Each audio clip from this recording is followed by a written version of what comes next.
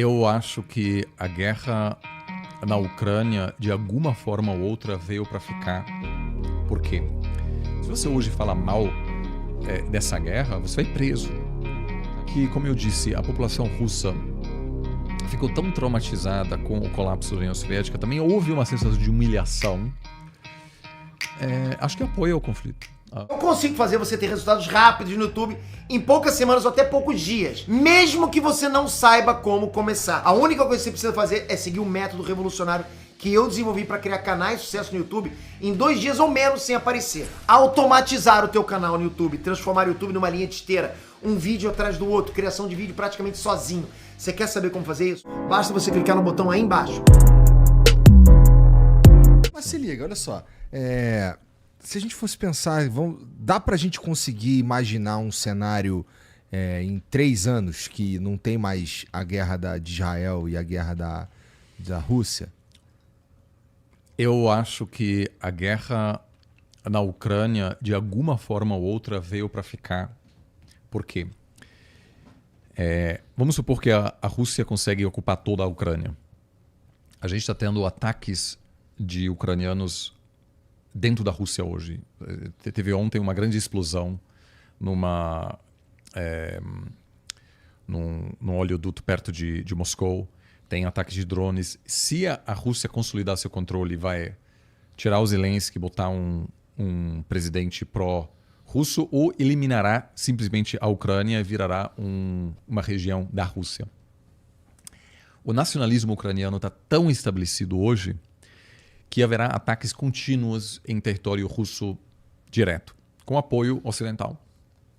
Então não vai haver uma paz, vai haver sempre levantes. E não é uma opção pro Putin só voltar? Como assim? Tipo, não quero mais, desisto. Não é mais uma opção, Acho muito difícil porque já era. Fez uma aposta tão grande. Olha, morreram entre 60 mil e 120 mil homens. Ou seja, toda a sociedade foi transformada. Para ele, a continuação do conflito, na verdade, é muito útil, porque hoje a repressão na Rússia é muito maior. Ou seja, o espaço para qualquer oposição na Rússia hoje é muito menor do que antes da guerra. Então, muitas vezes, uma situação de conflito ela produz uma paranoia generalizada que é muito bom para uma pessoa com ambições ditatoriais, porque você consegue justificar uma repressão sistemática dizendo a gente está sob ataque, cara. A gente precisa mobilizar toda a sociedade. Então, se você hoje fala mal dessa guerra, você vai preso. E milhares de russos foram presos ou foram para o exílio que antes tinham ainda espaço para falar. Né? Então, eu tenho amigos acadêmicos russos com os quais eu encontrava direto que falaram alguma coisa ou outra contra a guerra e que agora moram em Istambul, ou na Alemanha. O próprio Putin, ele não pode só sair. Se ele só sair, foi um erro. Ele sai do governo amanhã. Não, tanto que eu diria que, em parte, devido à propaganda oficial, mas também em parte porque, como eu disse, a população russa ficou tão traumatizada com o colapso da União Soviética, também houve uma sensação de humilhação. Acho que apoia o conflito. Apoia o conflito. Existe uma resistência, mas é muito, muito, muito perigoso hoje se manifestar. Abertamente, ninguém é contra a guerra, por exemplo, na Rússia. Tirando os caras, assim, relevante, ninguém é contra a guerra. Não, o risco é enorme. Então você podia ir preso se você visitava lá uma despedida pública do Navalny, né, que morreu agora no mês passado. Então, assim, desse ponto de vista, pro Putin não é interessante sair da Ucrânia.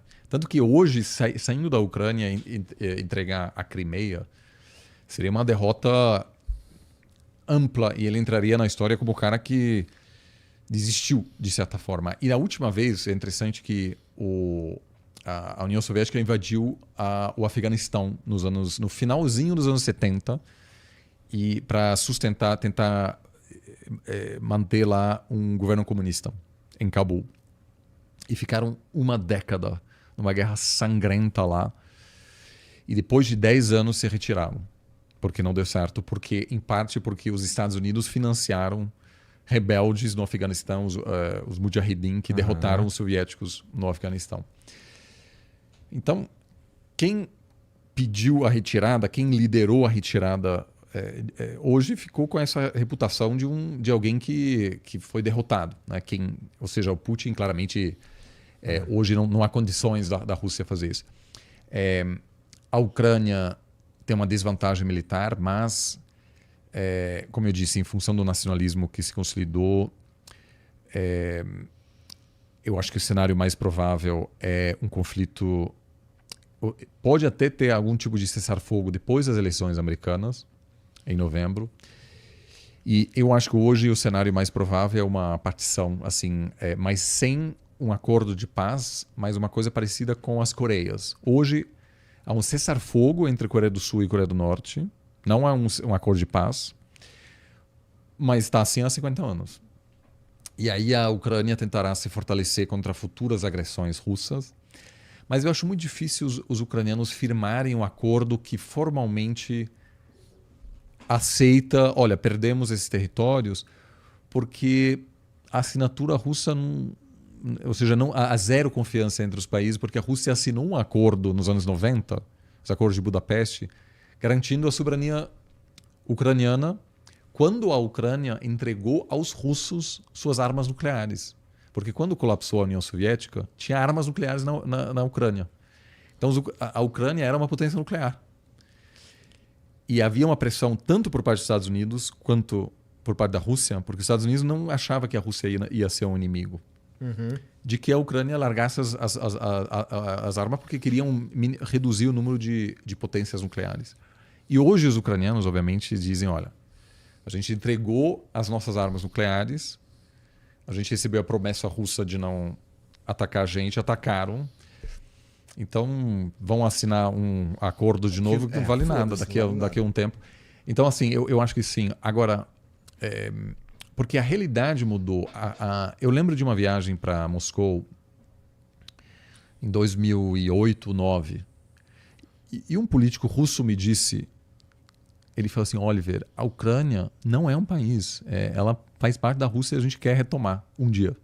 Ou seja, não tem a ver com a OTAN e tudo. Eu acho que a OTAN agiu meio mal ao deixar em aberto se a Ucrânia um dia poderia aderir ou não. Assim, eu acho que eles deveriam ter realmente dito, olha, isso aqui hoje não... A gente não está interessado assim. Mas a Rússia invadiu a Ucrânia porque o mundo hoje é multipolar. Isso quer dizer, como eu disse inicialmente, porque a Rússia consegue sobreviver às sanções ocidentais.